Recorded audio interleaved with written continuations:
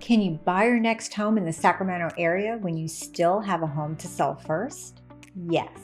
And you do not have to choose between selling into homelessness and getting stuck with 2 mortgages.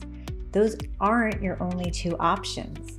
There are actually 5 proven ways to bridge the gap between the home you're selling and the home you're buying. It doesn't matter which version of this you are.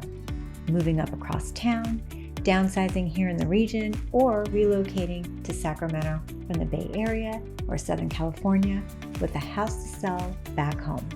This is the exact problem that freezes people. They want the next house, they just can't see how to let go of this one at the right moment without everything falling apart in between. So in this video, I'm going to walk you through all 5 strategies when each one actually makes sense and the one mistake that quietly wrecks more of these moves than any financing choice. That last part, the thing that decides whether your whole move goes smoothly or falls apart at the seams, I'm saving for the end. Stick around for it because almost nobody talks about it. I'm Kat Farless. My husband Rich and I run a real estate team here in the Sacramento region, and coordinating these 2-sided moves, a sale and a purchase at the same time, is one of the things we do the most. So this isn't a theory, it's the choreography we run for our clients over and over. Here's what I want you to understand before we start, because it takes the fear out of the whole thing. The problem feels like a trap.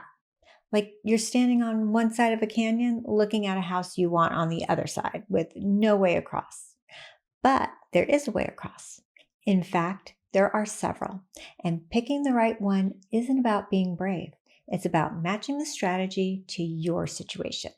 How much equity you have, how fast your current home will sell, and how competitive the market is on each end. So here's the plan. First, the fork in the road everybody hits. Do you buy first or sell first? Then the 5 strategies themselves: staying on after closing, contingent offers, bridge loans, and the rest, with who each one actually fits. And then at the end, the coordination piece that makes or breaks all of it. Let's get into it. So let's start with the question you're probably already stuck on. Every person in this situation hits the same fork. Do you sell your current home first, then go buy, or buy the new one first, then sell? And both directions have a scary version in your head. Sell first, and you picture yourself with a pile of cash, no house, and nowhere to live. Buy first, and you picture 2 mortgage payments on 2 homes while your old one sits there not selling. Both fears are real, but they're not equal. For most people, in most situations, selling first is a safer play. And here's why.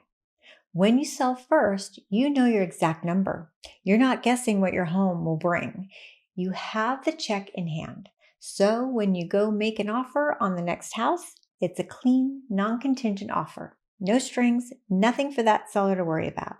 And in a market like ours, where things are more balanced but sellers still love certainty, a clean offer wins.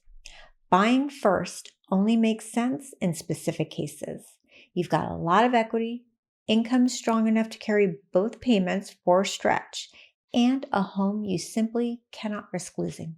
For those folks, there are tools, and we'll get to them. So the reframe is this. Picking a direction isn't about which one feels braver. It's about which risk you can actually absorb. Can you handle a short gap in the middle? Maybe a short-term rental? Maybe staying on a few weeks after closing? Or can you handle possibly carrying 2 payments for a few months? Answer that honestly, and the direction picks itself. And if selling first is your lane, which for most of you it will be, there's a move that erases the scariest part of it entirely. It's the one I'd point most people to first. Quick thing before I get into it. If this is helpful, hit subscribe. It really helps us keep making these. And drop me a comment and tell me which side you're on. Are you selling a home right here in the Sacramento area or selling somewhere else and moving in? Those are two different playbooks, and if you tell me which one you are, I can point you in the right direction right there in the replies.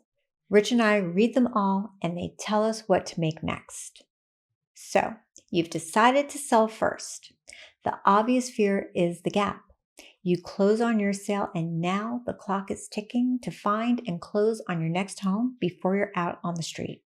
The fix is arranging to stay in your home for a short window after it closes. And here's a practical detail most people never hear until it turns into a problem. There's a line right around 30 days that can change how your buyer's lender looks at the whole thing. Stay 29 days or less, and it's simple. It's a short, standard arrangement, and it generally doesn't affect your buyer's loan at all. Once you're asking for 30 days or more, it becomes something more formal. And that's the point where it can start to look different to a lender. Here's the reason in plain English. Your buyer is most likely getting a primary residence loan, and that loan is priced on the idea that they're moving into the house. When the seller's staying on for a month or more, some lenders start asking whether this is really an owner-occupied purchase or something closer to an investment property. And I want to be careful here because this is the important part. Lenders don't all treat it the same way. Some won't blink at all. Others will, and it can change your buyer's terms or complicate their financing. And their financing is what funds your next purchase. So their problem becomes your problem. So the rule Rich and I work by is simple. Plan for 29 days. Ask for 29. In most cases, that's enough time to get to the closing table on your next home, especially if you're already in escrow on it. If you truly need longer, and sometimes people do, that conversation happens with the buyer's lender up front in writing before anybody is counting on it. Treat extra time as a bonus if you get it, never as the plan. And to be clear, I'm not an attorney and I'm not a lender. This is just what we watch for in these deals. The paperwork and the loan questions are things your agent and your lender should be sorting out together early, not the week before closing. So for the average move-up seller or somebody downsizing here in the region, this is the closest thing to having your cake and eating it too. You sell into a strong price. You know your exact equity. You make a clean offer on the next place, and you skip the double move entirely. You just build it around 29 days instead of vaguely asking for a couple of months, which is a request that quietly creates problems. But what if you find the next home before yours has even sold? The one comes up and you can't wait. There's a strategy people reach for, and I'm going to be honest with you about why it usually doesn't work. That strategy is the sale-contingent offer. This is where you make an offer on the home you want, but you write it with a contingency that says the purchase depends on my current home selling first. If yours doesn't sell, you can walk away without losing your deposit. On paper, it sounds like the perfect safety net. Here's the catch, and I'm going to be straight with you, because this is where a lot of advice online gets it exactly backwards. People assume that in a slower market, sellers get desperate and start accepting contingent offers. It's actually the opposite. Do the math from that seller's side of the table. If you ask them to accept an offer contingent upon your home selling, you're asking them to take their house off the market while you list yours, market it, find a buyer, and close. So if homes in your area are averaging more than 30 days to sell, you're asking that seller to wait 30 plus days of marketing time, plus 30 days of escrow on your sale, 2 months or more on a deal that could still fall apart and leave them right back where they started, except now 2 months colder. No seller with any other option does that. And here's the part that really flips the assumption. A seller whose own home has been sitting on the market needs certainty more than anybody. They're not going to gamble their one live offer on your house selling. So when average days on market climbs past 30, contingent offers basically stop being a real strategy. So when does it ever work? It takes a genuinely unique situation, a seller who has real time to wait, somebody who's already moved out and isn't in a hurry, an estate situation, or a seller who's a move up buyer themselves and actually needs a longer runway to find their own next home. Those exist, but they're the exception, not the plan. And if you're going to try it, there's a huge difference in strength depending on where you are in your own sale. Contingent on my sale closing escrow, where you already have a buyer, already have a closing date, is a completely different conversation because now there's a real date attached instead of a hope. So if this is your path, get your home listed and ideally into escrow before you go right on anything. The honest bottom line, this is your lowest cost option and your least likely to work, which is exactly why the next one exists. Now, what if you don't want any of that uncertainty? What if you just want to buy the house clean, no contingency, no waiting on your sale, and sort out the old home afterward? That's where the money tools come in. This is the buy first path, and there are a few flavors. The main one people know is a bridge loan. A bridge loan is short-term financing, usually 6 to 12 months. That lets you borrow against the equity in your current home to fund the down payment on your next one before the old one sells. There's also a HELOC, a home equity line of credit, which does something similar. And if you set it up before you list, it's often cheaper than a bridge loan. And there are newer buy before you sell programs from certain lenders that package the whole thing up for you. What all of these buy you is the ability to make a clean, non-contingent offer and buy first, move once into the new house, and then sell your old one on your own timeline, empty and staged, which honestly often sells better anyway. But here's the honest part and my standard disclaimer. I'm not your lender, so talk to one for your actual numbers. This speed and certainty cost more. Bridge loans carry higher rates than a regular mortgage.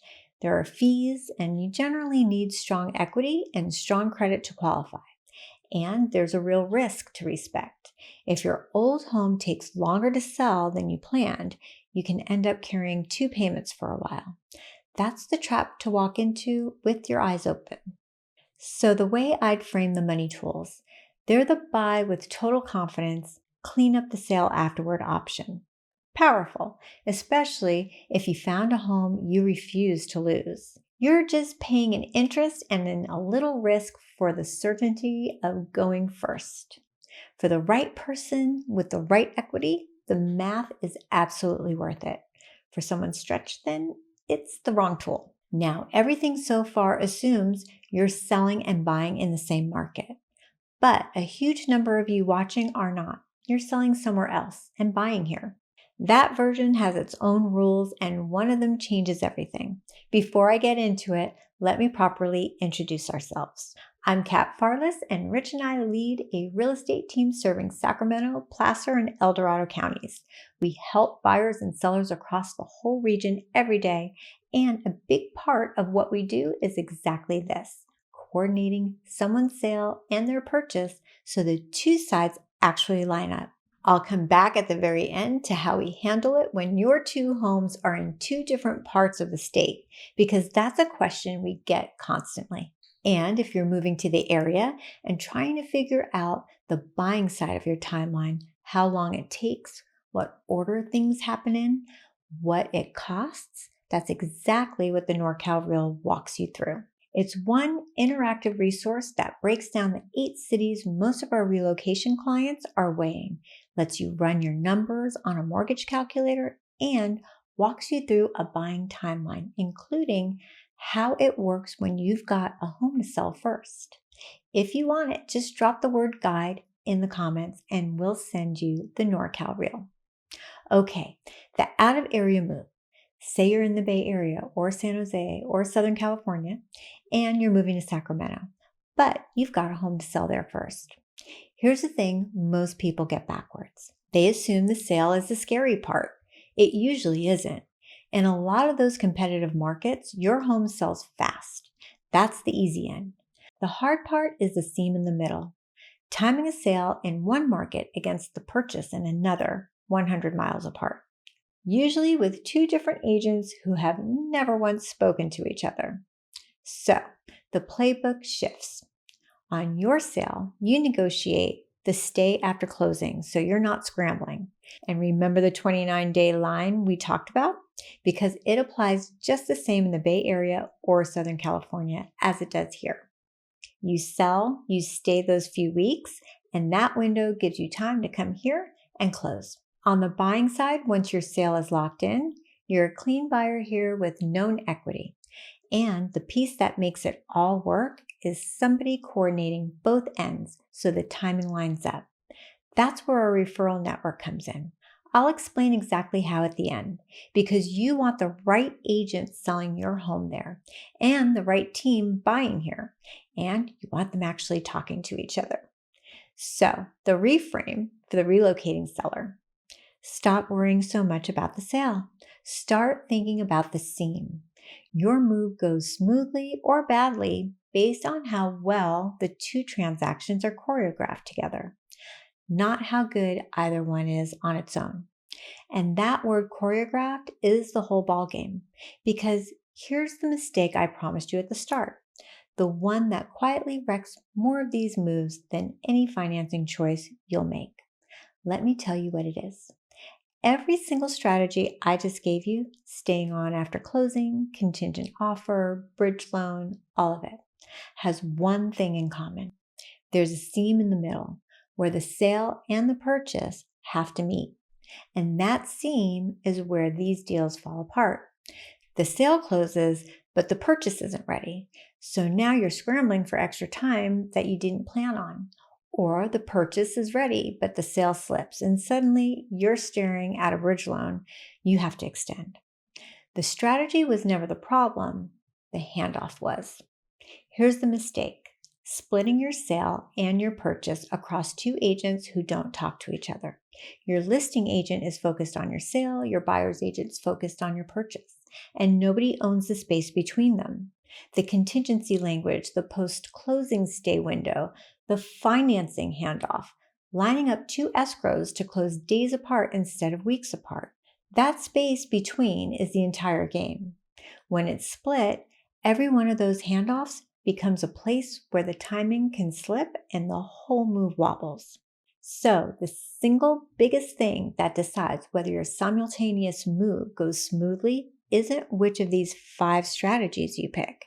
It's whether one person is quarterbacking both sides, watching the sale and the purchase at the same time, choreographing the timing so the two closings meet in the middle. That's not a sales pitch. It's the actual mechanical reason these moves succeed or fail. Get that one thing right, and everything we talked about today gets dramatically easier. So let's bring it home. If you need to sell one home to buy the next in the Sacramento area, you're not trapped. You've got 5 real strategies. Staying in your home after it closes, built around 29 days so you don't wreck your buyer's loan. The contingent offer, cheapest and honestly the least likely to get accepted unless the situation's unusual. Bridge financing, buy first with confidence if your equity and income support it. The out-of-area playbook, if your 2 homes sit in 2 different markets. And above all of them, the coordination. One team quarterbacking both sides so the timing actually lines up. Now, if you're earlier in this, still figuring out which part of the region you're even buying in and what your buying timeline looks like, start with the NorCal Reel. Comment guide and we'll send it. And you can run your numbers and map your buying timeline before you make a single move. And if you're further along, you've got a home to sell and a next chapter to buy, and you want someone to actually run the choreography, that's the whole reason we're here. If your home is right here in the Sacramento region, Rich and I can handle both ends. We list and sell your current home and help you buy the next one, with one team watching the timing on both. Our contact information is in the description. Book a free call and we'll map your specific timeline. No pressure ever. And here's that thing I promised for those of you moving in from somewhere else. If you've got a home to sell in the Bay Area, Southern California, or another state, Rich and I keep a vetted network of agents we trust in markets all over the country, so we can line up the right person to sell your home there while we handle your purchase here. And importantly, keep both sides talking so your timing lines up. You get one coordinated move instead of two disconnected ones. Just reach out and ask. If this cleared things up, do 3 quick things. Subscribe, share it with whoever you're making this move with, and drop a comment. We read every single one.